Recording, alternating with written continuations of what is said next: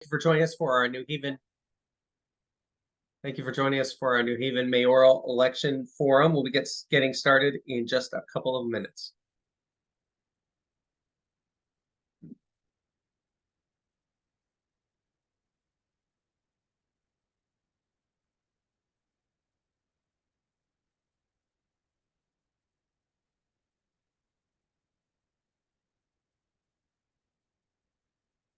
And if you're just joining us, we'll get started in just a couple of minutes. We're going to let everyone get into the session, and then we will get underway.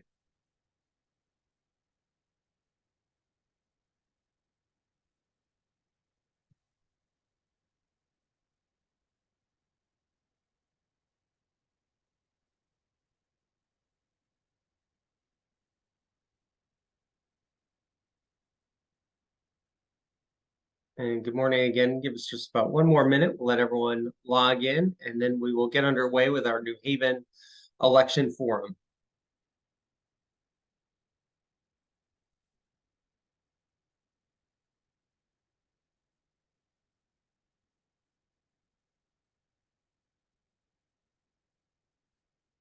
Well, good morning, everyone, and thank you for joining us for today's Chamber New Haven Election Forum for Mayor. This morning, we'll be talking to 4 candidates for Mayor of New Haven: Tom Goldenberg, Liam Brennan, Shafiq Abbasar, and Mayor Justin Elliker, and they'll appear in that order. Each candidate will appear on either the primary ballot on September 12th or the general election ballot on November 7th. Each candidate will have approximately 18 minutes to answer 5 questions and then also deliver a closing statement. And each candidate will be talking to separately. So this is not a debate format. It's a forum where we can hear from each of the candidates about their issues as it relates to the business community. I believe we are ready to get started. And we have our first candidate who we will be pulling up in just a moment. And once we do that, we'll be hearing from Tom Goldenberg and then moving on to our other candidates as well. But again, this is an election forum, not a debate. We're looking to hear from each of the candidates as to their views on how they can impact business in New Haven as they run for mayor, and then if they are ultimately elected for the mayoral position. One point just to be clear on as well, there is a primary coming up on September 12th, but then also the general election. And what we've done is we have combined all of the major candidates that are expected to appear both on the primary ballot and in the general election, so that we have one conversation here. This will likely be our only opportunity to hear from the candidates. So definitely, if you're in the business community, want to take advantage of this opportunity to ask questions of all of the candidates, whether they're on the upcoming primary ballot or they'll be in the general election as well. As I said, we'll have all 4 candidates that will be speaking with us this morning. Those candidates expected to be in this order. We'll hear from Tom Goldenberg, then also Liam Brennan, Shafiq Abbasar, and Mayor Justin Elliker in that order. I'll just go over as we're just getting trying to get the first candidate up and online, and we'll hopefully have that in a minute. Just some of the questions we're going to be asking. We're going to be talking about economic development, housing, which is always a key issue, education, critical to everything that we want to do in New Haven, how the candidates intend to handle crime. Crime is something that obviously has a tremendous impact on the community and also impacts the ability to do business. And transportation. So many issues that we all deal with around transportation, so many opportunities, whether it's at Tweed New Haven Airport, Union Station, and just New Haven being a hub for this region overall. We'll let each candidate close out with a closing statement, and we'll give them 2 minutes to give us a closing statement. And then at that point, we'll do a little bit of a transition, move on to the next candidate, and then we will go from there. I think we are now ready with the first candidate. We're going to do a little bit of audible if Liam is available to jump on. We have not been able to get Tom Goldenberg on at this point, so if Liam is able to get started, we will do that. He was not prepared to go first, so I'll give him a minute if he wants to to get prepared. But we were trying to get Tom Goldenberg, and we have not been able to reach him in the last few minutes. So um, if Liam Brennan is available and ready, we'll get started with Liam. And I know Katie is going to try to move him up, but again, we told Liam he wasn't going on for another 20 minutes. So if he needs a minute to get on, that would be completely fine.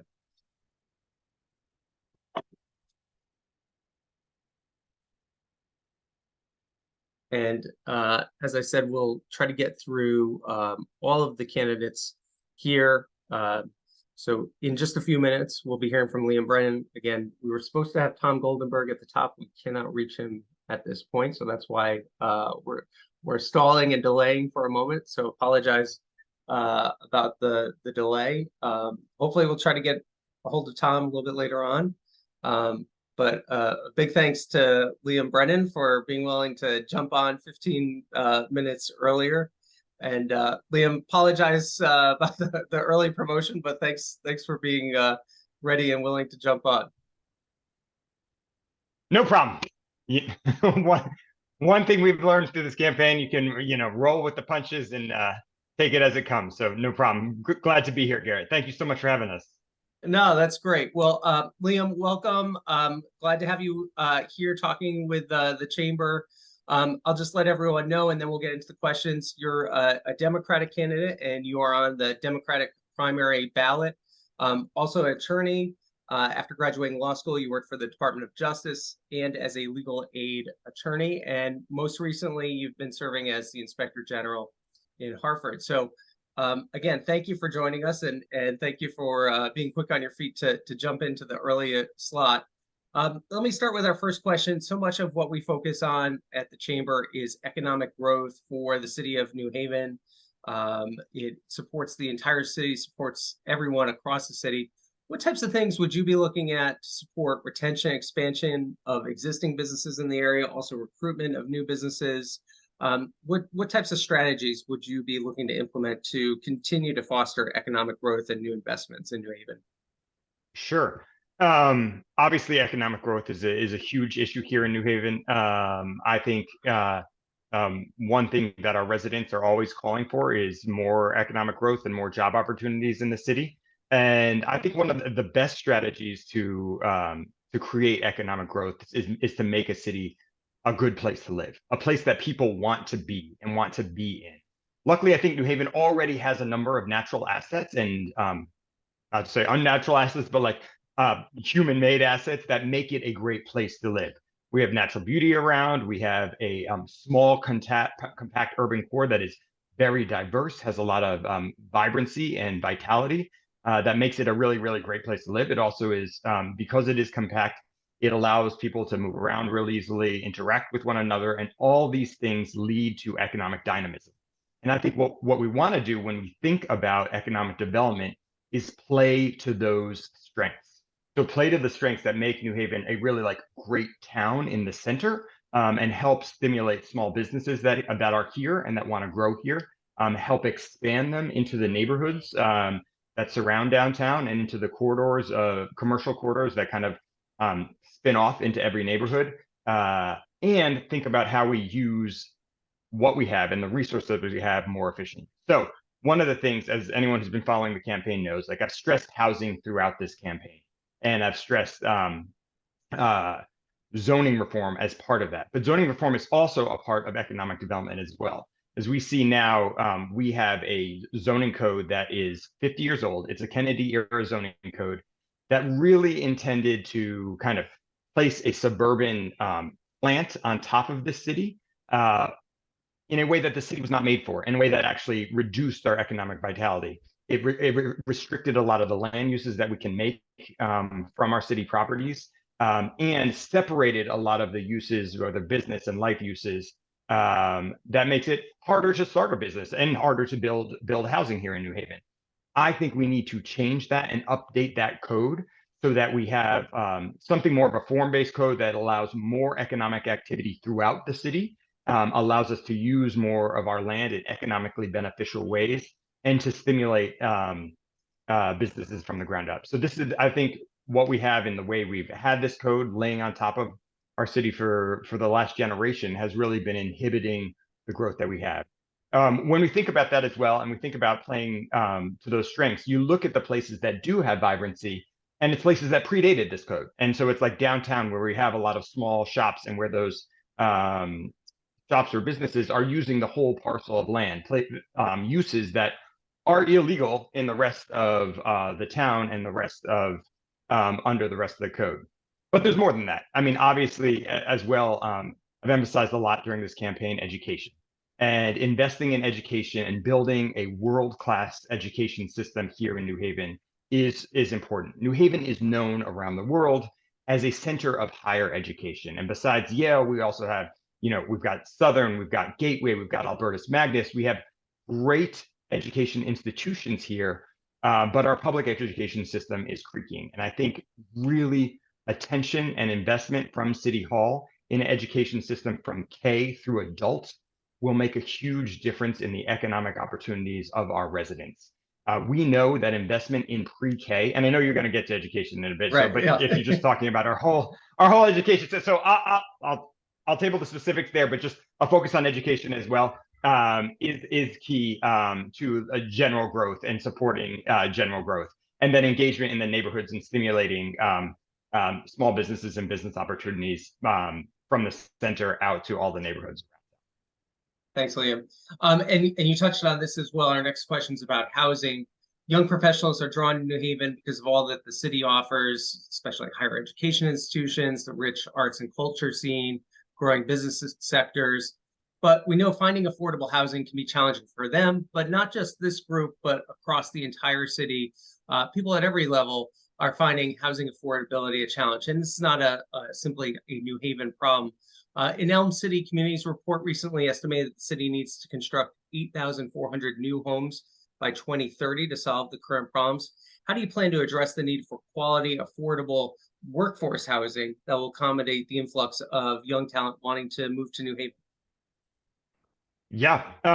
Well, I think there's kind of like two questions there: young talent wanting to move to New Haven, and workforce housing, which might be part of that young talent, and might be people who also already live here but are feeling the pinch, because we know a vast percentage of our residents are rent burdened, which means that they are paying more than 30% of their income toward rent, which is generally considered to be an economically unstable situation to be in. I think, as I mentioned before, one of the main ways to do this is really to push zoning reform around the city. We have parcels all over the city, many of them owned by the city government, where houses can exist. But as detailed in the Breaking Ground report from Elm City Communities that you referenced, Garrett, many of our rules and restrictions that we have in place, the government regulations that we put in place over the last few generations, make it impossible to build housing on this land, even though housing previously existed on that land, and much of that land, not all of it, but much of it. I think we really need to take a very aggressive view of what we're doing with government-owned properties and reposition them into housing for a few reasons. One, immediately to meet the housing need. We need to meet this demand. We are not meeting it right now. We need to do more. Our vacancy rate is one of the lowest in the country, and that makes the cost of housing go up. So we need to meet the need. But secondly, putting this land back into housing will make most of it, as long as it doesn't remain publicly owned, but there might be a space for some of it to remain publicly owned. But if it gets to be privately owned housing as well, it adds to the tax rolls too. And I think we need to really be aggressive about how we think about adding land back onto the grand list so that we can generate more revenue for New Haven. We rank like 41st or 44th in spending per capita. You see the cities that have like great city services or town services, they have much vaster taxable land in the city, and they spend much more on the residents. And we can't do that because we can't keep like raising taxes on the land that we have taxable now. But we do have a lot of land that's not taxable that can become taxable, and we need to really look at that as an economic development tool, and a tool that'll help address both these needs. So I think zoning reform is really, really important, both to meet the taxable need and for the housing need. Secondly, we have an issue of out-of-state, out-of-town corporate landlords buying up vast swaths of property here in New Haven and not keeping them up to code. We only have 12 housing inspectors in City Hall right now. We proposed 30 new positions in City Hall this year with this budget. None of them were in housing inspections. 12 housing inspectors for roughly 50,000 units around the city is not going to meet the need to keep these buildings up to code. And this is a real problem because for a few reasons. First, if we don't keep the buildings up to code, they threaten the health and safety of the residents who live there. They threaten children's, the environment that children grow in and their ability to like learn in school or to just be healthy and grow into healthy future lives. That's a real problem. That's something that as a government we are charged with addressing. We need to address better. But secondly, if these landlords do not keep their properties up to code and in good condition, what we are going to see, and we have been seeing around the city, is a deterioration of those properties. If those properties deteriorate such that people can no longer live in them, our housing crisis only gets worse. And then we will have more scarcity, higher rents, and less ability to meet the need of our residents. So that's a real strategic threat to our city and to our general well-being as a society. Finally, I think the one thing that I think we always have to be concerned about when we're talking about government enforcement or government action against businesses is driving them out of the market.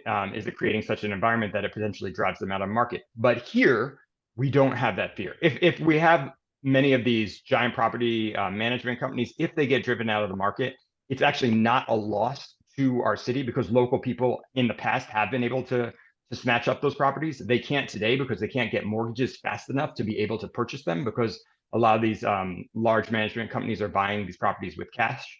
We have no loss if they end up retreating from the market. So either what they're going to do is either change their behavior and act better and be better corporate citizens, which is great. It's a win for our city.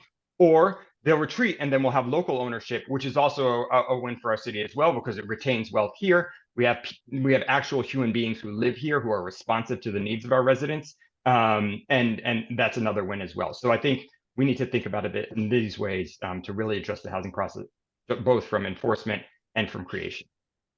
Thanks, Liam. And we have about 10 minutes left. I know you talked about education. You wanted to get into this. The chamber, our business community, firmly believes that the success of our education system, our students, is really key to the city's success. How do you envision addressing the challenges that New Haven students face post-pandemic and collaborating with New Haven Public Schools? The mayor sits on the Board of Education. There is limited things that boards are good at. One thing that the Board of Education is like really tasked with is hiring and evaluating the superintendent. So that's a key role that any board member and the mayor should be really attending to. We have a new superintendent. I'm very hopeful for her. It's the first days of her new school year, so we'll see how it goes, but I'm really wishing her the best of success. She's got a great reputation, and I'm really hoping she really is a huge success for our city. But the other thing boards can do is help set goals and then manage whether the system is moving towards goals. And this is kind of my critique that I think the whole city of city government in general these days is that we lack both a vision, a sort of long-term vision of where we want to see the system going, and then we lack the kind of nuts and bolts managing to move systems towards that vision. And so this is something I dealt with when I took over the Connecticut Veterans Legal Center. We wanted to expand, but we also had really needed to invest in a lot of staff needs. We were able to put together a strategic plan to do that, where we knew our goals were to invest in our staff, pay them better, provide them with healthcare, but really expand the offices that we had and expand into the policy realm and veterans policy as well. Because we were able to set those goals down and we put them down on paper, we're also able to put kind of price tags on them. And then I knew exactly like what my role was running the organization and where I was raising money and putting money towards. So if we were to get grants and the grants were kind of outside this realm of what our goals were, we put them aside. I think we need that similarly with the Board of Ed. And specifically, from my point of view, I'm open to other ideas as well, but I think we need certain things like universal pre-K. Most towns in Connecticut do not have universal pre-K. We know that it is one of the biggest interventions for cutting down the achievement gap out there. It is also an economic stimulator. If parents can get their children into pre-K for free, they are freer then to actually engage in the labor force. The cost of childcare, the cost of a pre-kindergarten nursery schools is huge. It's really an economic drag on a lot of families. This can both intervene in early education and give kids a leg up and free up their families to work. So we need universal pre-K. Smaller class sizes overall. Some of our schools do have smaller class sizes, which would be great. But when we look around the city, when we look around the state, a lot of our class sizes are much bigger than the rest of the state. And in the long term, we should have a goal of having the best paid teachers and paraprofessional staff in the region. That won't happen tomorrow. It won't happen next year, but it should be our goal. Then what we need to do once we have these goals set out is put price tags on them and know exactly how much it would cost to do all of those things. And then the board can evaluate every bit of spending that it makes and whether it's going towards those 3 goals, or maybe we have 4 or 5 goals if we add additional ones, whether it's going towards those goals, or perhaps it's worth more than those in this instance if we have to repair a school building or we have to invest in something else. But if we don't state these kind of long-term goals for our system, and if we don't put concrete numbers on these systems, we will never achieve those goals. We will never get there by accident. And that's where I think vision and management come into play together. And that's where I think as a city and as a Board of Ed, we're currently falling down. So that is kind of how I think of the system in general. Thanks, Liam. On crime and violence, they not only jeopardize the safety of our neighborhoods, but they impact the community greatly and businesses as well. Earlier this year, we had a group of small and diverse local businesses reach out to us, concerned not just about how they operate business, but just the overall impacts of how crime is, the traumatic impact that crime has and violence has on the community overall. And we know this is not unique to New Haven, but as mayor, how do you plan to combat violence and crime, ensuring that the safety and security of our city is there and also fosters a supportive environment for business?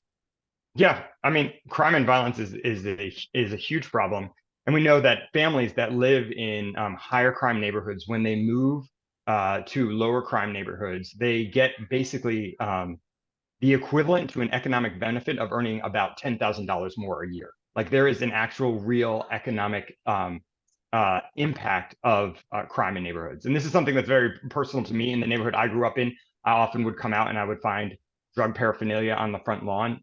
There were people who would like park their cars and do I don't know what in our neighborhood, but my dad would always be walking out there with the dog and knocking on their windows and asking them to move. And I remember watching my mom stand at the doorway, like heart in her throat, telling him that he's not the sheriff, he needs to come back inside, but scared for her life. And when I was 13, I caught a man, I was home alone with my sister, and I caught a man breaking into into a window in the back of my house. The two of us huddled under a desk as we called 911 and waited for the police to arrive. This is real serious, and it really is something that really affects people's well-being. I think one thing that we are failing to do here in New Haven is really think about the biggest violence that we have, and the biggest threat is gun violence. And when we see gun violence occurring here in New Haven, it is usually with illegal guns. There is a pipeline of illegal guns that is coming into the city. And there are people out there who are profiting off of this, and it is ending up in the hands often of youth. We need to be more strategic about investigating the gun pipeline. I spent 11 years as a federal prosecutor, both in DC here in New Haven, and I've run very complex investigations. We often at the U.S. Attorney's Office were called into local cold cases when they couldn't solve murders, and we try to find a federal hook in the offices because the U.S. Attorney's Office would have access to a grand jury. And here in Connecticut, we don't have access to a grand jury. We don't have a grand jury system. It was abolished a few years ago. The benefits of this is that it allows people to testify in secret so their identities can be, so that no one knows that they're sharing information. And it also provides subpoena power to investigators. We don't have this here, but what we do have are police commissioners who do actually have subpoena power. And what they do when police commissioners, when there's any sort of commission hearing about ongoing investigations, those hearings are under seal. So I think we need to use our police commission powers given to us by the state to help forward more complex investigations into the gun pipeline and investigate where these guns are coming from, where they originate from, and how they are ending up in the hands, often of youth. This this requires like a whole different way of thinking about investigations, but I think it will show much more results for our residents. Secondly, I think there's just general kind of enforcement. I think I have been very vocal about that. I think that the war on drugs as a carceral endeavor is over. It's been a failure. We know it doesn't work. At the same time, that doesn't mean we let activities that are unhelpful for our city or for our residents to just continue willy-nilly. Similar to the fact that we do not allow open air alcohol consumption, supposedly don't allow open air alcohol consumption on city streets, even though alcohol is allowed.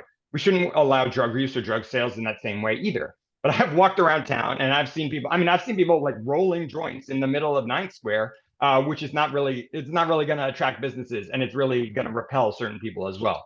I don't think these people necessarily need to be put in jail, but just some enforcement. We can still confiscate things like this when people are engaged in illegal activity, and we should, but it's just like literally not being done. We are having no enforcement, and we see people, whether it's what we consider illegal substances or harder drugs, or even just alcohol. We see people all the same time, people on the green at the bus stop, open containers or like semi-open containers that are pretty obvious. We can have enforcement of that, and enforcement of that without increased incarceration. But it's attention to management, and that's what I'm talking about before. Management, making sure the work is getting done, and that's not happening right now. I think that's really important. It helps create an environment for people to feel safe, because people understandably don't feel safe when activities like this are occurring, whether they're legal or illegal. And I think we really need a city that's attentive to making a place, as I mentioned in the beginning, nice to live and nice to be in. And that's where we don't have those activities occurring out in public. Thanks, Liam. So we're down to 2 minutes. We're up against our deadline. Okay, but I know we fair didn't enough. ask about transportation. So if you want to just add that in and do your closing statement here for 2 minutes. Really biggest question about transportation. We at the Chamber have been big supporters of Tweed New Haven Airport being able to deliver the type of air service that we're now starting to see with the Velo. So if you could answer that, and then also provide your closing remarks. And thank you again for jumping on in a hurried manner here as we were dealing with the issue at the top. Thanks, Garrett. I'm happy to do it. Transportation issues. Transportation is a really important part of like economic activity, and creating economic activity and giving like options to the jobs and businesses that we have here and our residents here as well. We sit at the hub not of just between New York and Boston, which people often talk about, but even more locally, we sit right in between Stamford and Hartford. And this puts us in a very optimal place to be if we create the right environment for people. And so the right environment means giving people lots of options. And I think really advocating for the state for our rail service, both to Hartford and to other areas along the shoreline, that is fast, and all the way to New York City, that is fast and efficient. I think the fact that it takes as long as it does to get to New York City from New Haven is ridiculous. It's obviously a failure, and we need someone in City Hall who's going to be advocate for making that better and streamlining it, even if it means skipping over a few stops along the way or investing in new investments there. In terms of Tweed New Haven, I've been in support of a environmental impact study that I know it has been controversial for some folks. Obviously, the mayor of East Haven supports it, and the mayor here has not called for it.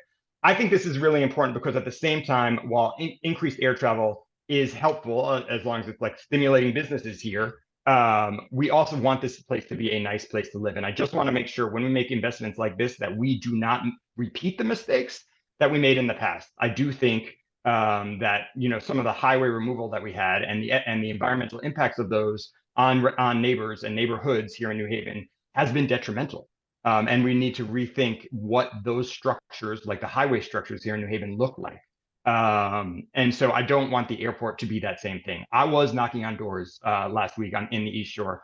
It was right across from the airport from an idling plane, and it smelled so bad it gave me a headache. And so we need to know that this is not going to be doing that to millions of residents, because thousands of residents, even though that is might be not the densest part of New Haven, it is one of the densest parts of Connecticut in general. And so, but I do think air options are really important, and we do need to look at how we strengthen those as well. So if the study came back great, but we would just have to see. But there are other options as well. Increase connections to Bradley too. I mean, Bradley holds a lot of potential. Right now, our train pathways and routes to get there are straining. There's not a lot of options there. We need to create more options there. We need the state to invest in more options there and recognize that New Haven is the economic generator for this whole region. We can be even more so if we have better transportation options. It's in the state's interest, and it's in our interest as well. And so partnering with state and federal officials to increase those options is really important. Okay, great. Well, Liam, if you want to just give we're over time, but if you just want to wrap up with 1 minute, we appreciate it. And thanks again for coming on. Sure. Thank you so much for having me, Garrett. I really appreciate it. I'm Liam Brennan. I love the city. I think it's fantastic. And I think we need a government that's as good as the city in general. I think too often, from the time I started getting involved in local politics and local policy issues back in the early 2000s, I often saw folks tell us when we wanted big new ideas that it was impossible, that it was difficult. Like when we proposed the Elm City resident ID card to folks, they even told us at first it was illegal, but then it was. Too often, I feel like then it was legal, and we've had it for years, and it's been a model for other cities around the country.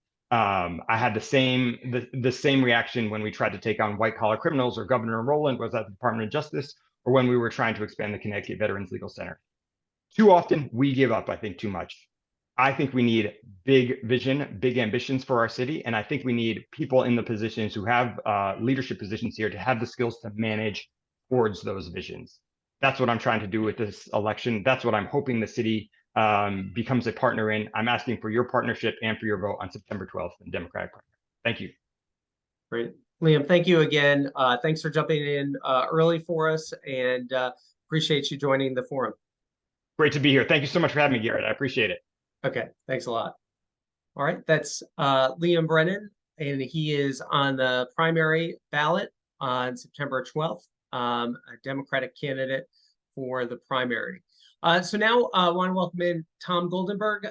Tom is a Republican candidate for mayor and will appear on the general election ballot, not the primary Democratic primary ballot. Tom Goldenberg grew up in West Haven and moved to New Haven as a young adult. And for the last several years, Tom has worked with other cities and states on issues such as education, housing, and economic development as a consultant for McKinsey and Company. Tom, welcome. And we're really tight on time. We're going to jump into our first question on economic development. That's one of the core issues that the chamber works on. As mayor, what strategies would you implement to foster economic growth and attract new investment into New Haven? Sure, and just to clarify, I was cross-endorsed by the Republican Party. I am not a Republican, so I am a Democrat. I'm also seeking other party lines as well. So I have not switched parties. I just want to clarify that. Thanks for the clarification. Thank you. I know it's unusual for the Republican Party to endorse a Democrat, but I think this is the situation that we're in. We have an administration that has been bad for our downtown and bad for economic development. So in terms of what I would like to do there, we need to be ambitious. We need to develop where we need to develop. We need to use innovative financing like tax increment financing or TIFs. We also need to maintain our quality of life. And I have to say, I believe that under the current administration, or Liam for that matter, I think our quality of life in our downtown is just going to be getting worse. So, a couple examples of that. Let's include the business community in our decision making about downtown. That's the first thing. So a couple weeks ago, front page of the Register, I exposed that the city was planning a safe drug site downtown in the 9th Square. And this is something that was done without any business community input. I will not do that. And I'm opposed to such measures being done downtown. I think that there is a lack of transparency. I think that I visited a similar site in East Harlem. I talked to business owners. I've been a business owner myself, so I understand. And I've talked to people who own businesses who are talking about leaving New Haven. And these are not businesses that just started a year ago. These are businesses that are a staple of our downtown business district. And that is extremely concerning. And so I will be engaged with the business community, the downtown business community. I do not think that a safe drug site belongs downtown. I think it will negatively impact a lot of the businesses. And so I've been outspoken about that. I have not heard anything from other candidates on this matter. So that's start from the basics there. Let's protect quality of life. Let's include the business community in decision making. And yes, let's build. I look at Union Station, and tomorrow the former mayor of Philadelphia, who's also a Democrat, Mike Nutter, is going to come visit in support of my campaign. And we're going to be talking about economic development projects in the city. And you look at Union Station, which is supposed to be what welcomes you to the city. And I believe Frederick Olmsted did the city plan for the city about 100 years ago and talked about it connecting to our downtown. You don't feel connected at all to downtown at all when you exit at Union Station. We've got a undeveloped piece of land that has been sitting there for 5 years. And the city has been unwilling to sit down with the property owner and developer, North. So these are the kind of things that we need new leadership in. I envision that as, first of all, we need to upgrade Union Station. I have a plan to do that. And then across the street at the Church Street South location, I want that to be a beautiful pedestrian thoroughfare that leads to the green. And that was the original Olmsted plan for that property. We can use mixed-use development. We can have affordable housing in there. But these are the types of things that the current administration has had no imagination and no will to do this as well. I look at the Long Wharf plan, which, by the way, I think it is absolutely crazy that our shorefront property, that the mayor says he wants to give away property to the APT Foundation there. Not to reserve it for them to pay for it, but literally give it away. I think that's highly suspicious, given that they have not been a good partner to our city. They purchased a property in Dixwell without talking to that community. And so now we're rewarding them with a free property. So I think that there's been a lack of vision when it comes to developing the city. I have been very adamant that we need to include our downtown community in decision making, that we need to use tax increment financing to fund development, whether it's in the Long Wharf or at Union Station. We need to support small businesses and do policy that works. Tom, I know you mentioned in there housing, affordable housing at most income levels is a challenge in New Haven and other places. But especially when we talk about workforce housing, the workers, whether they're from New Haven or coming into the city, that are going to fill a pipeline of jobs. What are your strategies around housing and affordability? The parcel that I just mentioned was supposed to have 300 units. At least 28% are supposed to be affordable. So I think it's streamlining development processes. I do agree in simplifying zoning and simplifying the process for developers to use. I believe that developers shouldn't have to even go to the mayor for, like there shouldn't, you should just be able to go through a streamlined process that doesn't involve who you know or what hoops you're willing to jump through. So we've seen that in some neighborhoods of with the zoning. So I agree in simplifying zoning, streamlining the development process so that we can build more. I think we need to build up. New Haven really is going to have to meet the housing demand, and so that means making sure that we have community and neighborhood conversations about what does each neighborhood look like and what does the neighborhood plan for that look like. But we're going to have to build. the other thing I talk about, I know you mentioned, young talent. A lot of it's about retaining the talent that's already here. And, right now in New Haven proper, I know, Garrett, you represent the chamber, which is Greater New Haven. But in terms of the city, we only really see about two large employers. Very large employers. We got the hospital, we've got the university. And I think it's time that we start attracting more large employers to the city of New Haven.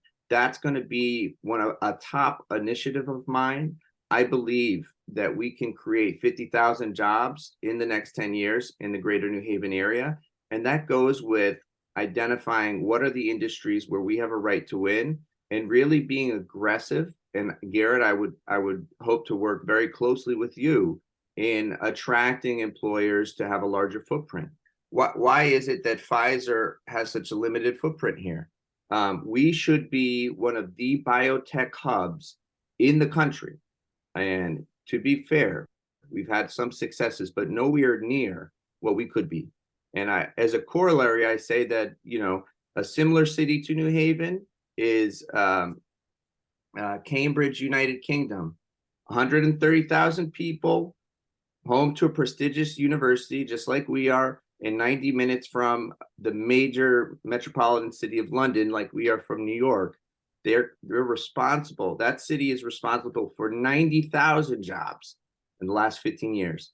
So I agree with you, Garrett, that there is going to be a need for housing, but we also have to be we also have to seek out more of an employer base as well. Thank you. Tom, we're about 9 minutes left. Next question is on education. How would you address the challenges that New Haven schools face, especially post-pandemic, and working with the school board? Yeah, thank you. So this is an issue that's dear to my heart. I was a New Haven and West Haven public school student. Both of my parents are retired teachers, local nearby teachers. I've worked with about half a dozen school districts in the state of Connecticut with their leadership, specifically on issues after COVID and maintaining student engagement. And right now, our city is failing our youth. We've got 19,000 students in the K-12 system. We had the worst chronic absenteeism in the state. And that should be a blow to our pride as New Haveners to be the worst in the state. So my plan to bring the schools back on track is primarily twofold. One, we need to increase parent engagement. What do I mean by that? We've got 44 schools, only 8, that's less than 20%, have an active parent organization. That's a PTA or PTO. That is unacceptable. So as mayor, I will establish in the mayor's office a liaison to the schools to make sure every school has a functioning parent organization, and that we establish a parent university to help equip parents with the resources they need. The second part of it is re-emphasizing career readiness in our schools. So we have an absenteeism problem. 60% of students last year were chronically absent. A lot of that is because of engagement. So I want to start 5th, 6th, 7th, 8th grade, exposing students to a variety of professions, careers, entrepreneurship, trades. We do that by bringing in the experts that live, a lot of the people that are on this call. Let's make it easier for people to come in and talk to students about different career options. And because I like to say, you can't be what you don't see.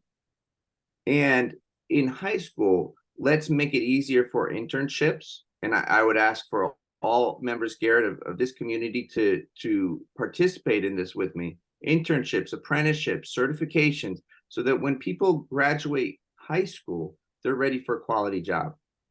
Those are two things that I would tackle as mayor. The other thing I do have to say, New Haven, each city board of ed is particular. Ours, the mayor has a lot of influence, and we need a mayor who is engaged in the board of ed. And that is something I am committed to being. I will be bold, I will be decisive, and I will hold people accountable. And I think that's something that we have not seen in this administration. How do you plan to address crime, violent crime in New Haven? We know all cities across America had seen upticks. How do you plan to address the problems in New Haven?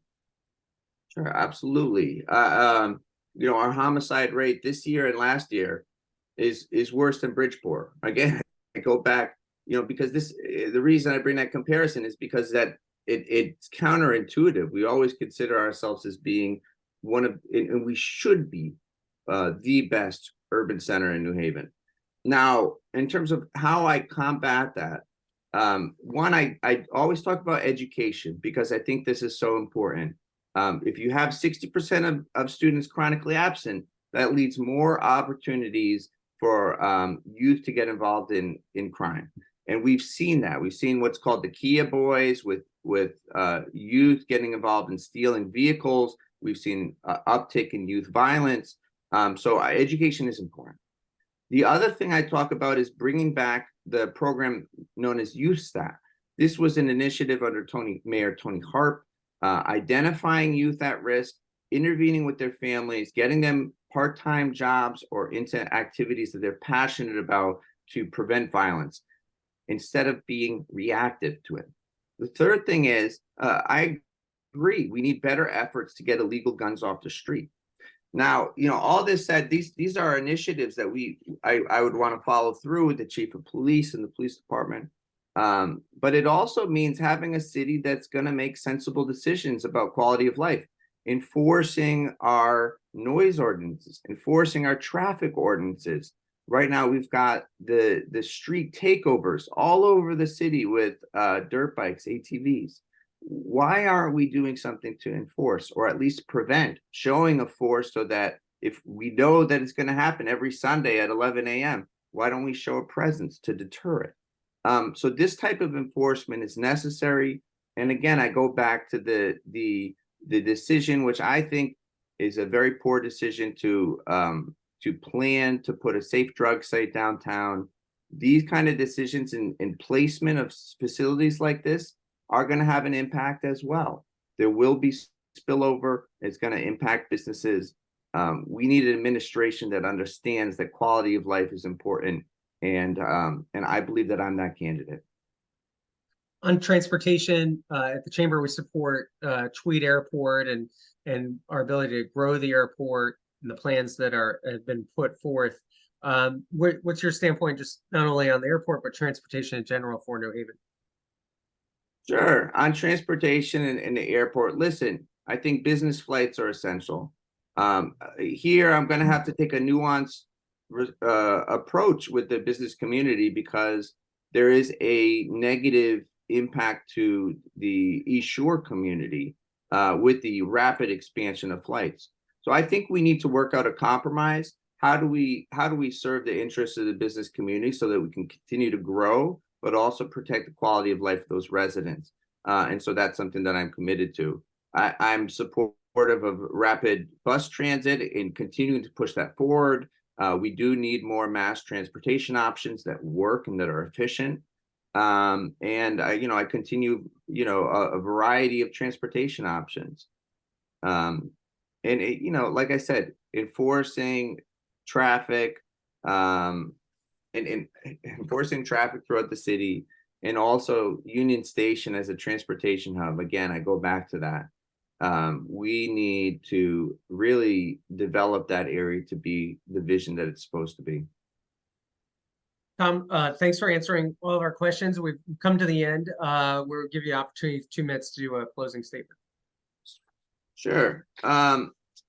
We are at an interesting time in our society. I think it's interesting where, of course, we criticize businesses and we criticize corporations, et cetera, but we also need jobs. So we need to figure out how we can support the business community because that's where the jobs come from.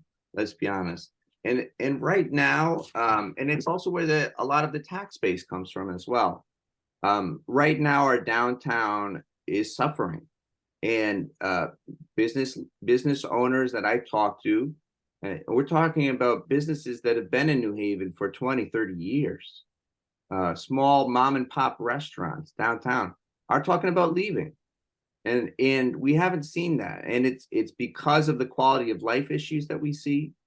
it's because of the feeling of being not respected by this administration.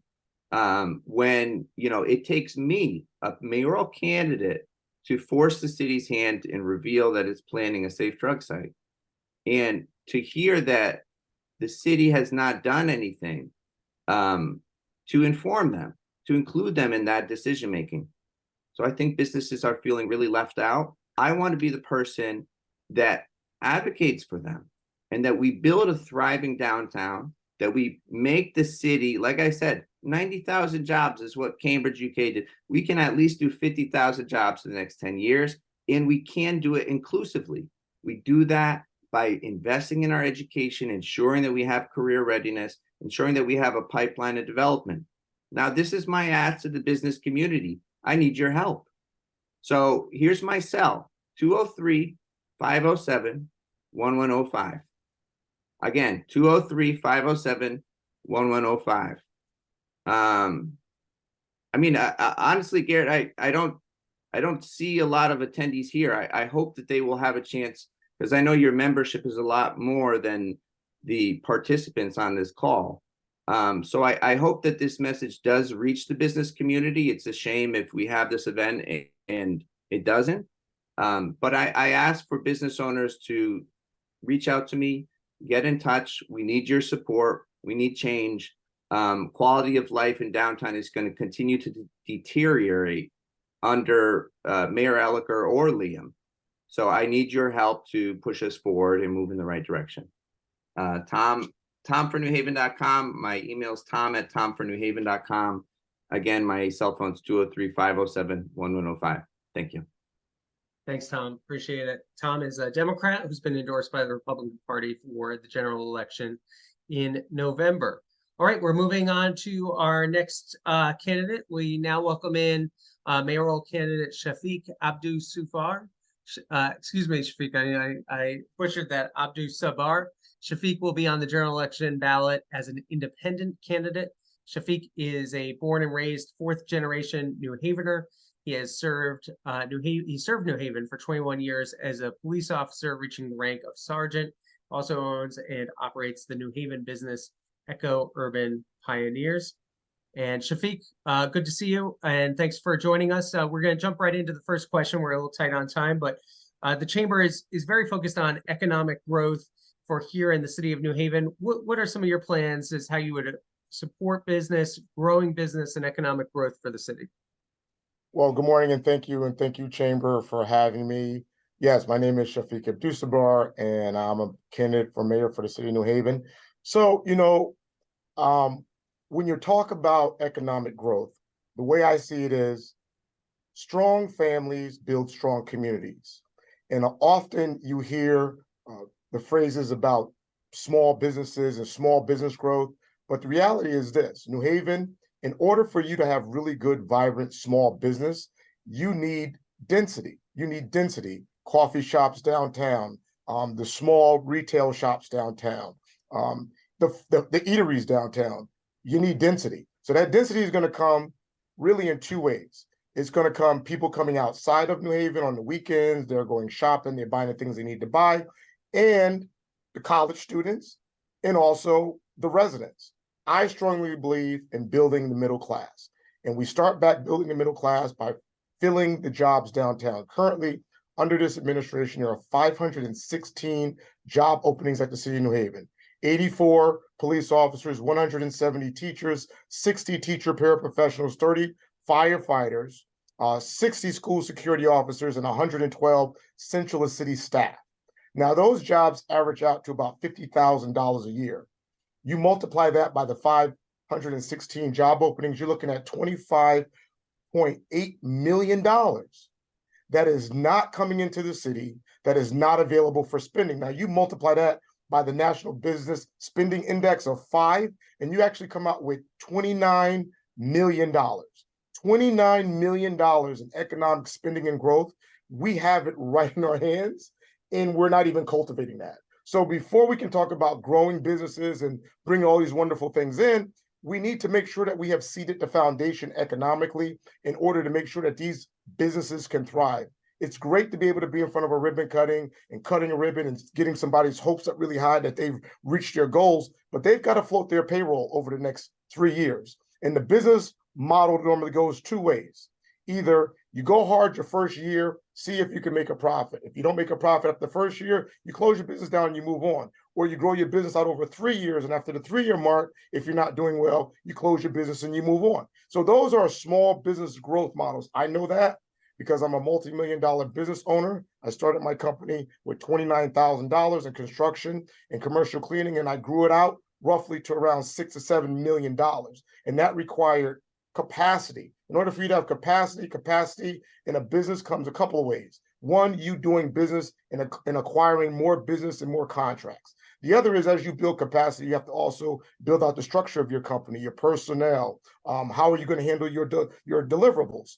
The other part of that is, if you can't get money from making money from contracts, then you're going to be reliant on things like small business loans, SBA, or grants. So as a business owner born and raised here, I understand the foundation of building economic growth for our small businesses. And what I'm saying is that is going to start with us seeding these jobs so that we can have a middle class, a strong middle class in New Haven, a middle class in New Haven that we understand that as the cost of living goes up all around the country, as the cost of rents go up 14% on average every year, if coffee is going to go to $5 for a cup of coffee, then a job at the city of New Haven with a pension, medical benefits, and a stable weekly income at least affords you the ability. You can't drink a $5 cup of coffee every day, but you can actually put it in your budget as you're budgeting the meal you're going to have on Friday, as you're budgeting the shirt that you might buy downtown on a Saturday. So those are my thoughts around it. That's my plan around it, and that's my practical application from being a small business owner. Thanks, Shafiq. Talking about housing and affordability, we know it's an issue at many income levels, and also for working housing, people who are potentially coming into the city, thinking about moving here, and residents that are already here. What are some of your strategies around affordability for housing? Thank you for that. So right now we have a housing crisis. No one wants to really talk about it in terms of the level of crisis. I'll talk about it in the level of crisis that I understand it as a born and raised, homegrown candidate. When you build affordable housing, what is not being talked about and understood, there is a pro forma. And that pro forma is pretty much, this is the budget that I have in order to build this affordable housing. And because I'm in it for this cost, I must then rent the apartments within this range in order to get a return on the profit to be able to, one, pay for the project, and two, pay for it over the cost of long-term of the borrowing of the loan, which is often either a federal loan from tax breaks or from private investors, and those investors need their money back on a time cycle. So there's a concept in New Haven under this administration that if they just build more and more and more and more affordable housing, then the other affordable housing will automatically lower in price. It's not ShopRite housing. It's real housing. So if a condo costs you $300,000 to build, you got to rent that condo out, let's just say for $3,000 a month. It's a $3,000 a month condo. It doesn't matter how many other condos people build. So we need affordable housing for New Haven, lowest income resident. New Haven's lowest income resident. So that means we need to be sitting down right now figuring out, how do we build an $800 a month apartment? Because that's roughly around New Haven's lowest income resident. Even to get someone that is unhoused and move them into an emergency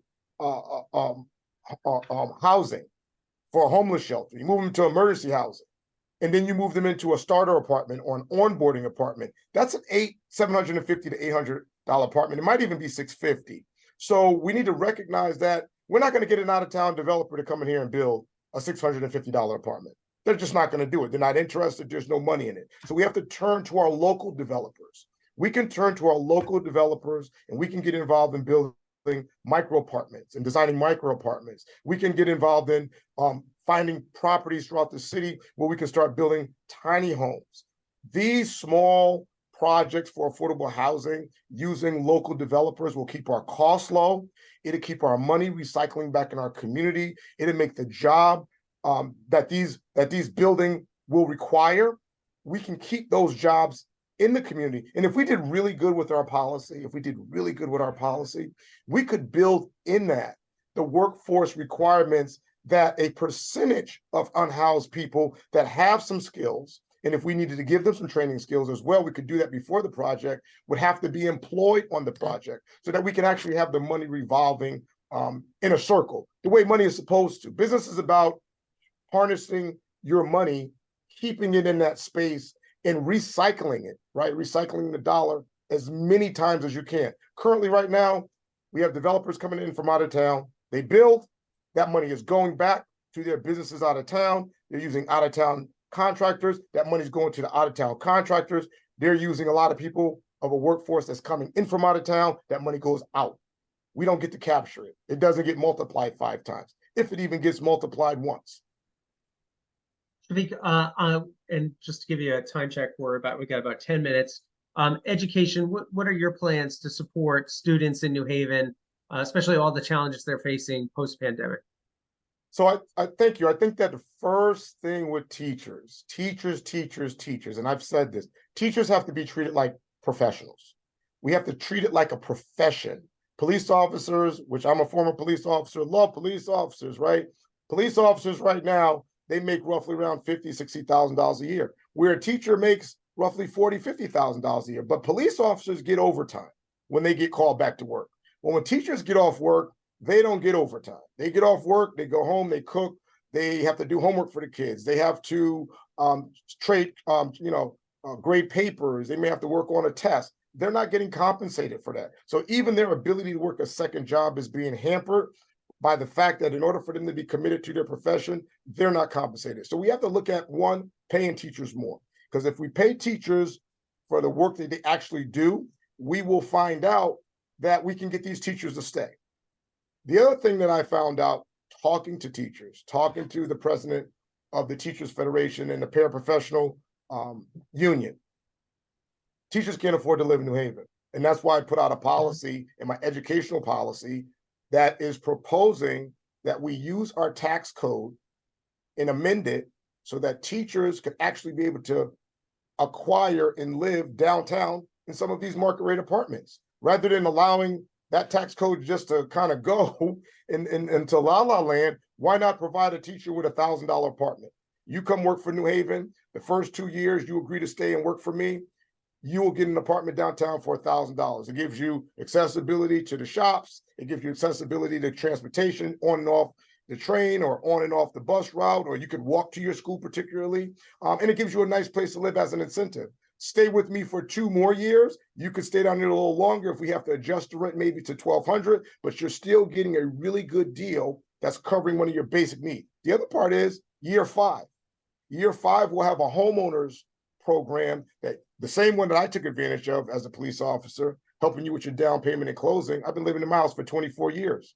My entire police career, I was able to own a house for literally 20 of the 21 years being a police officer. So this was a plan that I have put into writing as a policy, not only for teachers, but I've also proposed that same plan for firefighters, police officers, and the 112 vacant city essential workers positions that's open, because my goal is to trap that dollar. There's 516 jobs. I want every single one of those individuals that apply for that job, if they're not a New Havener, I want them to thirst to live in New Haven. Oh, this is the best place. They got the best coffee shops. I got an apartment downtown. We have to make it exciting to want to be a New Haven resident and a New Haven worker. We got to make it exciting. Yeah, did you hear New Haven's? I got a gym in my apartment, and oh, it's your first year as a teacher. Yeah, what do you make? Well, I make $45,000, but my rent is $1,000, and I also coach Little League baseball on the weekend because I have time. That we have to look at affordable housing in its full scope. And like I said, let's not forget about New Haven's lowest income, because if we can take care of our most vulnerable, it's an ecosystem. It keeps everybody healthy. Shafiq, on crime, what are some of the strategies? Obviously, you have a background of being a police officer. How would you deal with violent crime in New Haven and the impacts that it has? Thank you. So the first thing that I would do with violent crime is be honest to the public. if you don't tell people the truth and you try to hide and candy coat what's really going on out there, you don't make the city safer. Actually, what you do is you set people up and you set stores up for failures. I'm a New Havener. I love my city. I eat downtown. I go to the restaurants, the coffee shops, the different places. Now I'm running as a candidate. People often know me as a commander, and they say, it's terrible in here. People come in here. A young lady that I grew up with, Sandra, I won't say her last name, but her brother is a police commissioner in New York. She just got robbed at the Stop and Shop. She's home recovering from a robbery. She said she was in the parking lot yelling and screaming, and no one, the security officer just stood there. But we then see downtown, the city manager, we'll call him in this case, is on front of the steps of Woolsey Hall to appease Yale students and Yale interests and Yale parents about how safe the city is. The city is not safe. Homicides, gun-related deaths are up nearly 52% under this administration over the last 4 years. Violent crimes related to guns, robberies, people being shot and not dying, that is up nearly 55%. So either we're not recognizing that the victims of these crimes count in terms of real numbers and people and a demographic that's sliding off. You go down Grand Avenue, it looks like the Tenderloins in San Francisco, where I went and spent 10 days last year studying their open air drug market. It's an absolute open air drug market in Fairhaven. And it is absolutely heartbreaking because that Hispanic, Latino, and immigrant community worked so hard to build up their small businesses. We talked about that earlier, how they got a lot of great small businesses that's littered with needles and condoms and people who are just literally overcome by their substance abuse. No police officers. I went to one of the business, got my hair cut. He stays open until 11 o'clock. He says, I'm paying all these taxes. I'm from Dominica, and I can't see a police officer. I can't get any type of relief. So we need a plan. And that's why I put forth in one of my policies around a better New Haven for safety. We talked about bringing back retired officers and having them walk along with New Haven residents, particularly from that community. Both would get paid. And why do I say that? Why do I say that, Garrett? Because police officers that are retired already are getting medical. So we don't have to worry about paying their medical. They have a pension. They can only work up to 20 hours a week. So that's a fixed number. We pay them $28 an hour. That's a fixed number. That's what Yale is paying them to be a police officer guarding a hospital bed. They would love to come back to their own apartment, carry a radio, no gun, no stun gun, no pepper spray, and just call in and to support the officers whenever they see something, engage the community, see some kids that when they were on the job were maybe 15, now they're themselves got kids. That's community policing. Having them walk along with the neighborhood residents, a community leader, it could be somebody from the management team, it could be you. It could be you walking in your own neighborhood, right? This is how we're going to build better community. We can't let the community become reliant on calling 911 as a solution for community de-escalation. And that's going to come with some other things, but it's certainly going to come with being honest about what's going on with crime in the city, being fair about it, being fair. I think this administration has a hard time being honest about it because to be honest about it it's like COVID. It will unveil the disparities that happen between different communities around how safety is being handled and how safety is being laid out as a preventive. We're quickly running out of time here. We just have a few minutes left. We want to give you 2 minutes to do a closing remark, but if you could just make a comment about transportation, New Haven, Tweed New Haven Airport, your thoughts on also even Union Station, if you just do that in a minute. Yes, sir. Thank you. So, I'm very glad that you asked me about that. If you go down to the Green, where I grew up as a kid, I remember loved going to the Green as a kid. Loved going to the mall. I remember you open the door of the mall, you would smell this caramel corn smell that would overtake you, and you just, oh my gosh, and you're just pulling towards the caramel candy, and my mother was always pulling me to the other side. And across the street from the mall, it looked like a wonderland. You had the fountain going, you could see the nice green, luscious grass on the green, so demarcated. It was amazing. You go down there to the Green now, it looks like a scene out of Walking Dead. it literally looks like a scene out of Walking Dead, and it smells like a scene out of Walking Dead. There are people disenfranchised at the bus stop. The bus stop is a homeless shelter. It's a drop-in center. It's a urinal. It's a open air drug market. It's a drug factory. It's just a very unsightly and very poor representation of what New Haven is about. Because remember, a lot of times people come to a city, they wind up going to the green first. A lot of the GPSs will take you like to the center green. Well, that's our representation of New Haven. But then we have a whole hysteria over a velo this, a velo that, a velo this. And I've talked with the residents over in the Cove, and there's mixed emotions. Some want the airport, some don't. Some have moved over there recently. They understood they moved into an airport. Some said they've been living there for 60 years. They didn't know that. The airport wasn't like that there. It was Pilgrim Airline when I flew it back in high school. I filed for an EIS. A lot of the candidates now are talking EIS, but I'm the only one that has filed for an EIS. Not even the city manager has filed for an EIS. I filed for one along with Senator Looney and along with State Representative Al Pialillo. That's leadership. Let the science tell what's going on, and let us bring everybody together to give us a better picture on that. So yes, we have an airport. We need an airport. We have a train station. That's a homeless shelter. That's an ad hoc drop-in station. Again, another representation. People love the trains. I traveled on the train from here to Georgia when I was going to school in Atlanta. Loved it. But now you've got a situation where people are coming into New Haven again, some for the first time, and they are seeing how we treat our most vulnerable. We get an F in transportation equality. We get an F because the way it looks from where I stand, poor people get the bus. Poor people get to live in the train station temporarily, and everybody else has enough money to figure out another alternative. We need to make sure that transportation is equality for all. And we need to refocus our attention in the areas where people are most vulnerable, because if that's what our bus stops look like, then what's happening actually on the bus? And what kind of communities that the people are getting on the bus, where are they going?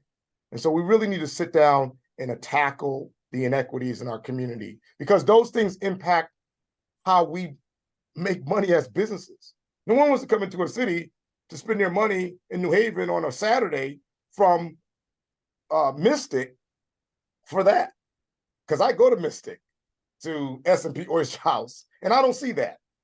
I don't see that when I go to other towns, but we see it only here in New Haven with a $37 million surplus, supposedly.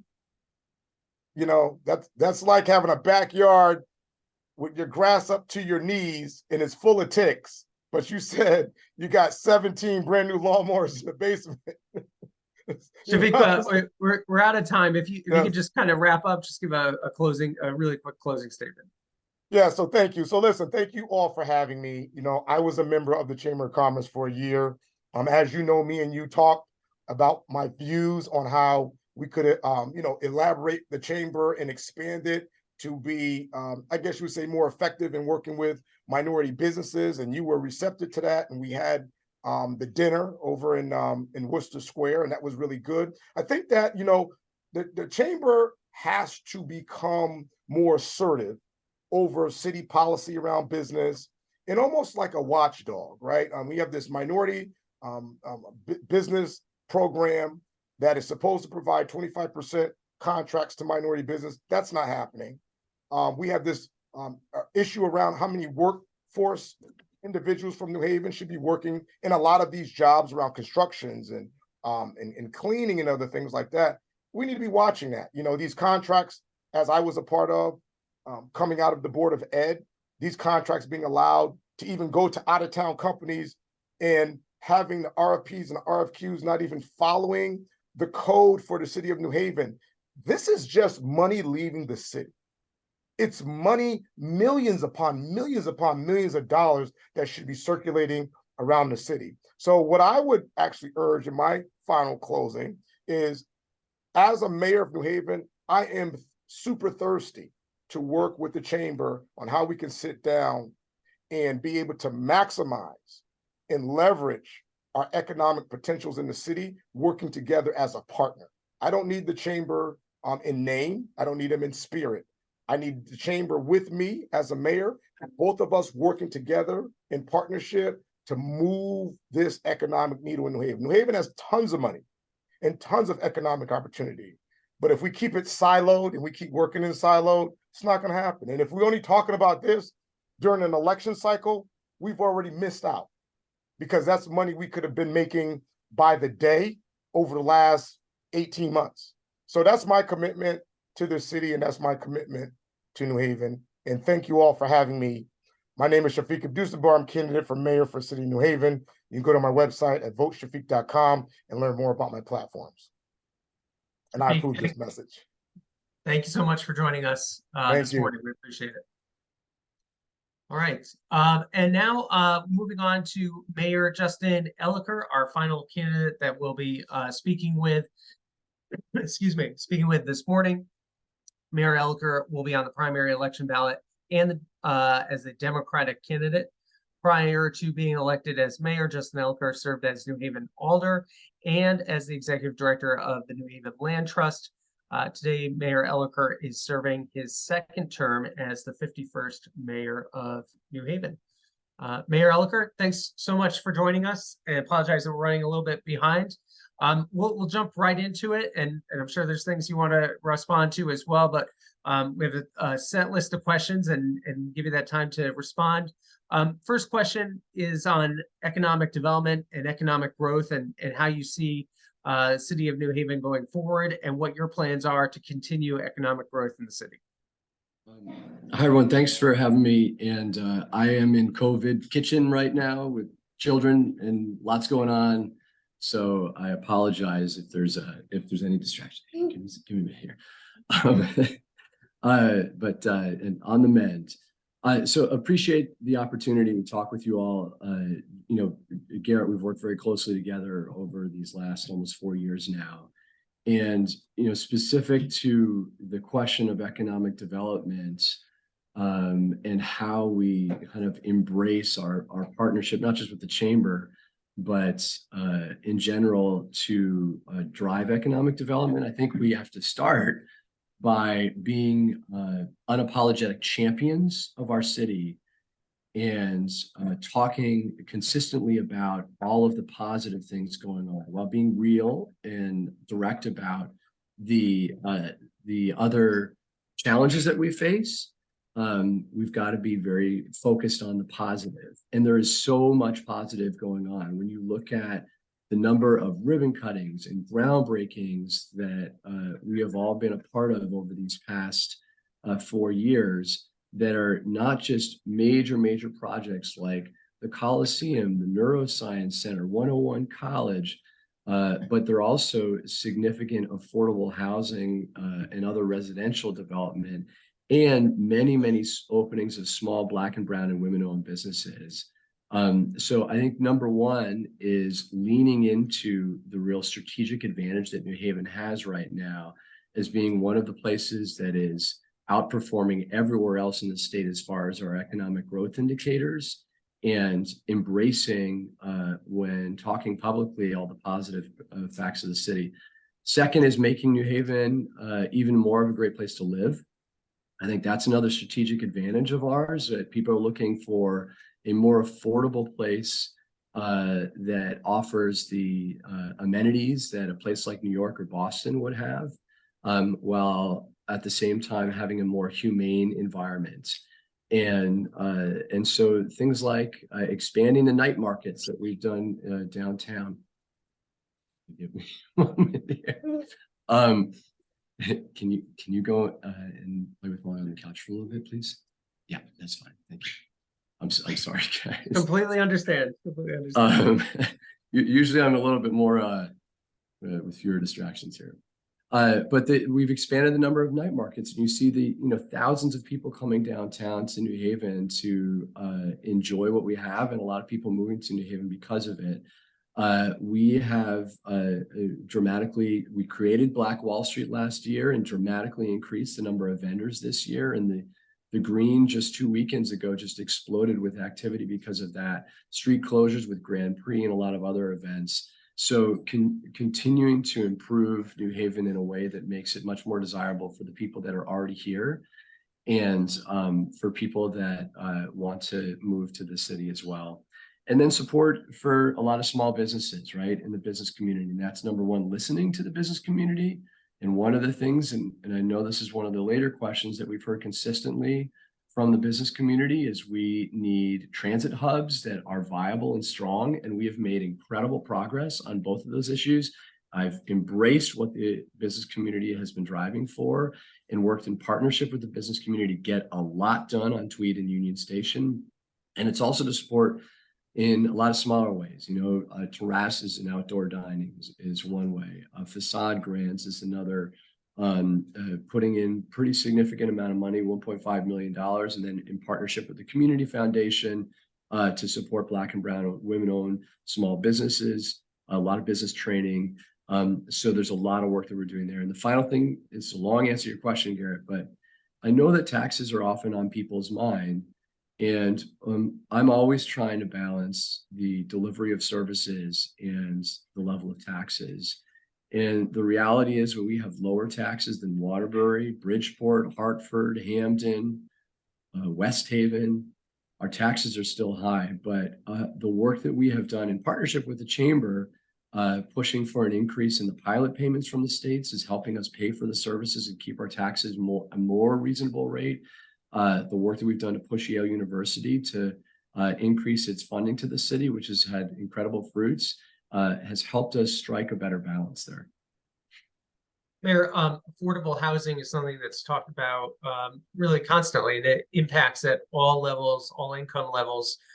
One area as well is for our working families, whether they're already here in New Haven or they're people that are looking at coming into New Haven to take a job. What are some of your strategies going forward on affordable housing? So they're not just going forward, they've been ongoing with our comprehensive approach for many years now. And big picture, we need more units, period, right? We need more supply in the market so that we can satisfy the demands.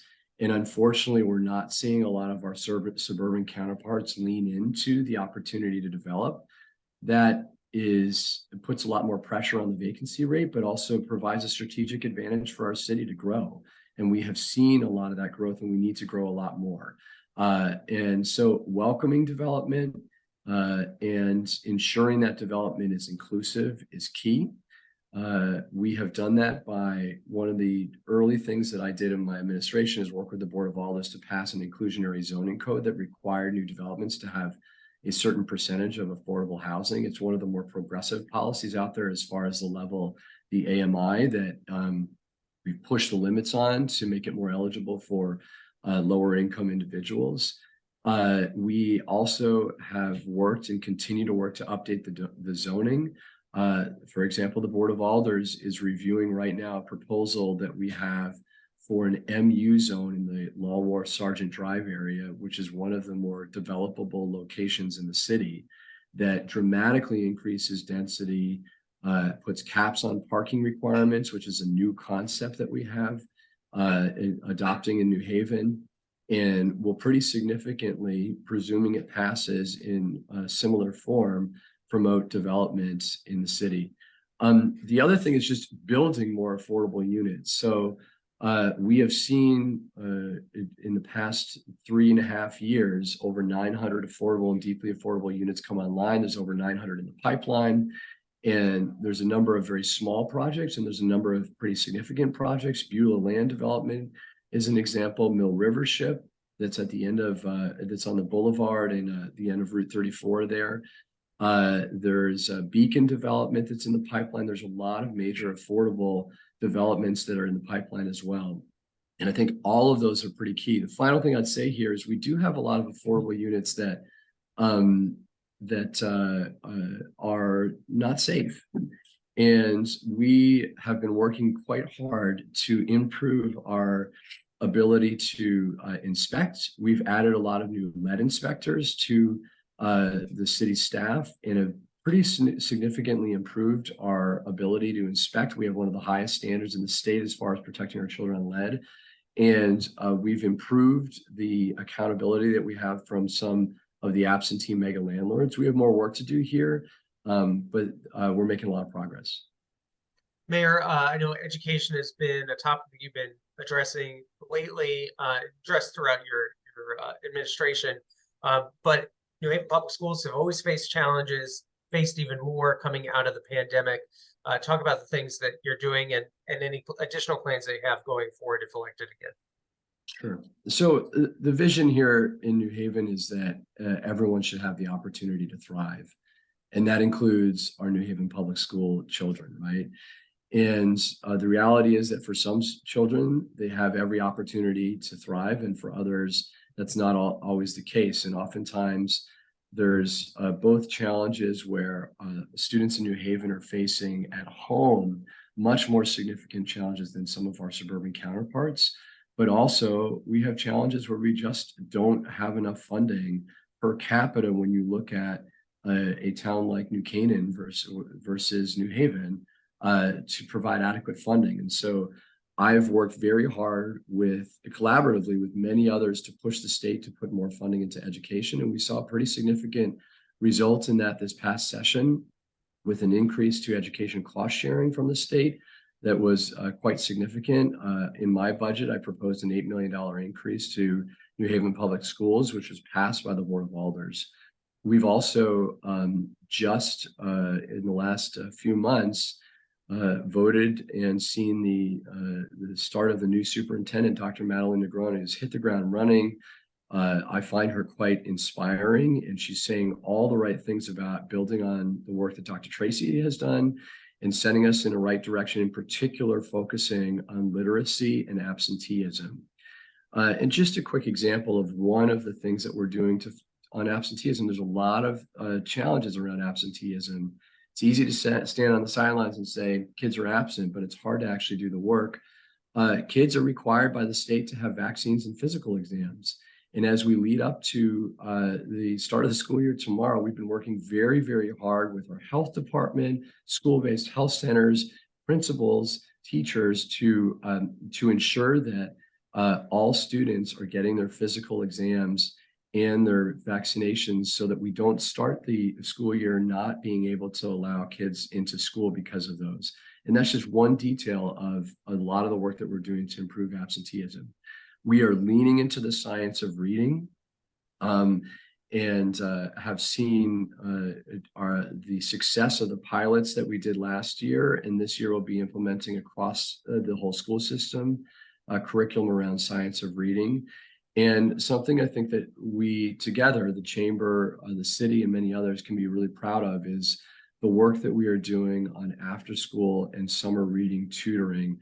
I mean, Garrett and I have been tutoring at New Haven Reads. We sit a few tables from each other. And I think that our choice to, as leaders of two organizations, to tutor New Haven Public School students ourselves as a part of this program it makes an example for many others. We have already seen just in these 6 weeks of summer an improvement of the kids that are participating in this tutoring program that in their reading and math achievement that is an indicator of how impactful this program will be to support their test scores going up and their achievement going up. It's a $3 million program in partnership with New Haven Reads, Boys and Girls Club, Inspired Communities, many others. And we're looking to dramatically expand, United Way, dramatically expand this in the coming weeks. Final thing here is we need to expand universal access to early child care and expand opportunities for vocational and technical education in our schools. We're going to announce some pretty significant grants in the coming weeks for early childhood to expand access for early child care. And we're working on the goal of a career pathway school for students that may not end up going to college, but can get training for living wage jobs in the region to ensure that they're ready to succeed out of high school. Mayor, crime is something we know that all cities deal with as a challenge. Back at the beginning of the summer, we had a group of local, small, diverse business owners come to us and just ask, hey, how can the business community be more involved? Because crime is just having such a traumatic effect on the community, and then that ultimately leads to business, but it's more important on the impact it has on the community. What are the things that you've been doing as mayor and that you would continue to do to address crime challenges that New Haven faces? So we've been implementing a multi-pronged approach to confronting the challenges around violence that every city had seen quite significantly increase during the 2020 COVID period. And a lot of cities have continued to see those challenges. First of all, I think it's important, I happened to catch the tail end of the candidate before me's comments, and it's important for the vitality of our city to not frame New Haven as some awful, dangerous place, because number one, that is not accurate. It is downright false. And number two, it continues to perpetuate a narrative about New Haven that prohibits economic growth and vitality in our city. If you compare in 2020 numbers, where we saw a pretty significant spike in violent crime, to this year, we are seeing violent crime go down by almost 30%.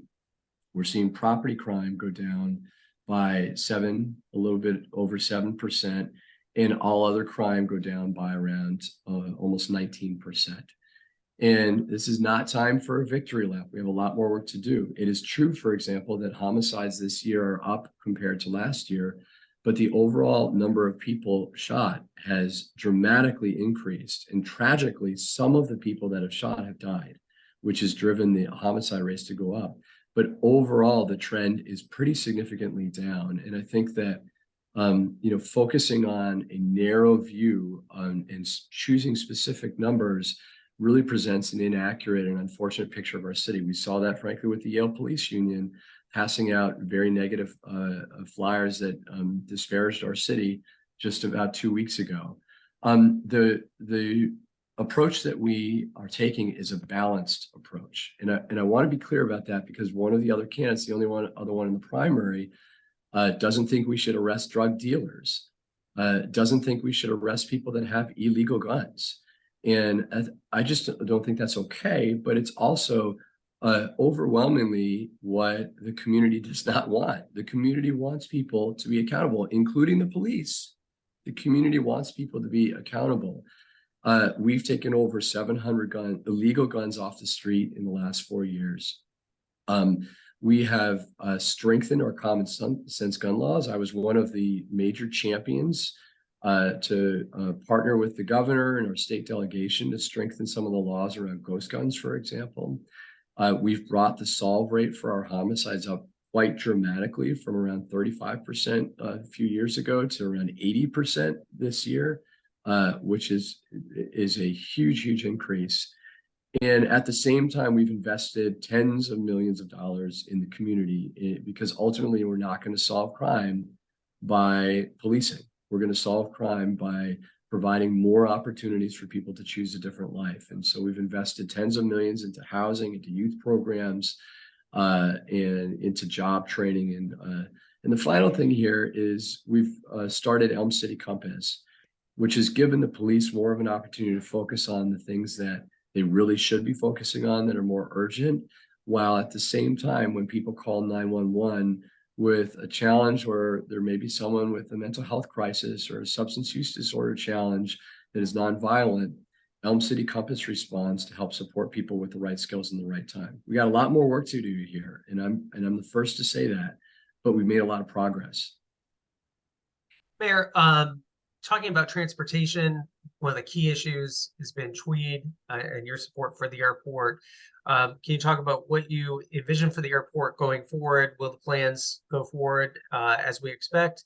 Other transportation issues, as New Haven is a regional hub for transportation. Sure. So I think, the main ones are Tweed and Union Station, although I think that we also have to acknowledge just how much work we've done around active transportation in the city. And I know that's not the specific part of the question, but I think that's a really important part of transportation because it makes us a vibrant city. Union Station, For decades, the state and the city could not agree on a pathway forward to renew the lease that the state has with the parking authority and effectively the city, and also to increase parking in a balanced way. And in 2020, I sat down with the commissioner of DOT and we both said, let's work this thing out. We found a pathway to balance those interests. And now we're working on, and the director of the parking authority is working in partnership with us to basically redesign the insides of the station, create more retail space, actually have businesses that welcome people to New Haven that reflect our city. Nothing against Sbarro. We're going to build a transit hub there to organize better the ride shares that are currently a little bit of a chaotic world out in front, and make bus access a little bit more reasonable. We're going to add some parking that is very necessary, but also have a liner building that could potentially have a hotel or residential. We finally found a pathway to do this after decades because we sat down and worked it out. With Tweed, I don't think that anyone here is a stranger to this conversation.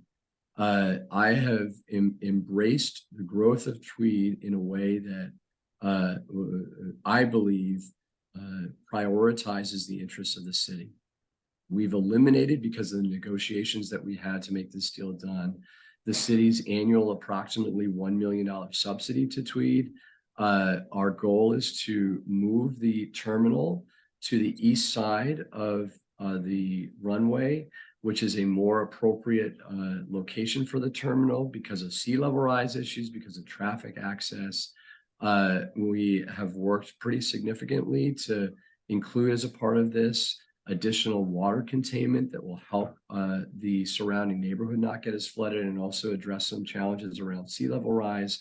I've leaned into this, and I think I've been really direct and honest with everyone involved. And there's been some hard conversations with some of the neighbors as we've tried to work through some of the growing pains, but done so, I think, in a way that, I've really listened to a lot of the challenges that the neighbors have.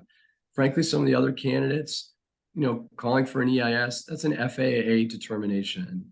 And, we all can call for an EIS all we want. It doesn't really make a difference. And it's political pandering rather than reality. And an EIS doesn't change the environmental impact of the airport.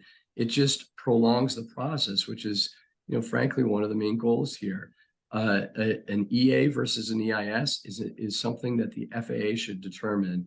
I don't hear from any of the other candidates, do you support Avello and the thousands and thousands of New Haven residents from every community accessing these affordable flights to San Juan and so many other places, or not?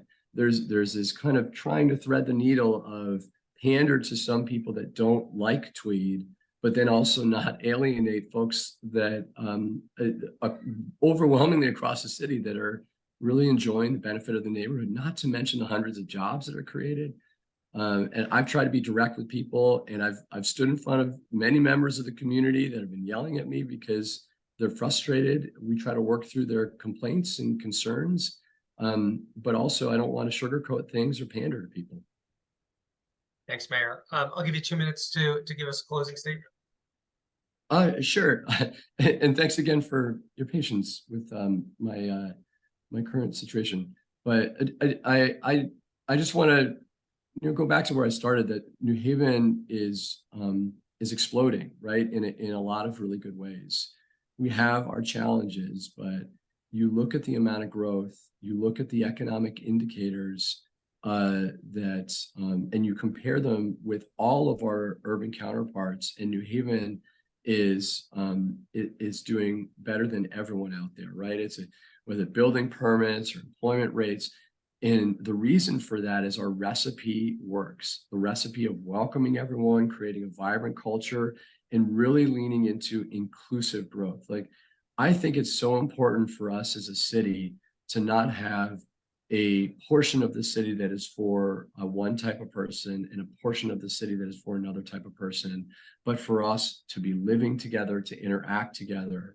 And that makes us more likely to thrive. And because we have been leaning into that, we've been strategically, I think, advantaged. And I feel like the chamber gets it, and I see that in your choice of leadership. I see that in Garrett's presence in a lot of the events that we are at, and the comments that you make, that you want New Haven to grow, but you want everyone to thrive in our community.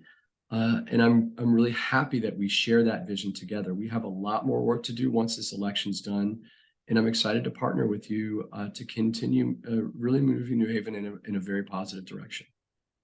Mayor, thank you so much for your time, especially given what you're dealing with right now. Appreciate you taking a few moments to join us. Thanks, everybody. Good to see you all. Great, thank you. I do want to thank all the candidates who took time this morning to jump on to our forum. A lot of things were discussed. I will just mention on the Tweed Airport issue that our position has been an environmental impact statement. Adding that on would just essentially kill the progress at the airport. It add significant amount of time, and those issues have already been very much studied, but we'll await the decision from the FAA on that position. But lots of things discussed, a lot of different ideas, frankly, a lot for everyone to parse through as you hear from all of the candidates. We'll work through all of the different information that we were given today. The one thing I was really encouraged by is the amount of ideas that we heard from not only the mayor, but also the other candidates. I think that's a great exchange and opportunity for us to think about how we're growing New Haven, how we do it the right way, how we continue to make strides in economic development. So again, thank you everyone for joining us. The primary election is on Tuesday, September 12th. The general election is on Tuesday, November 7th.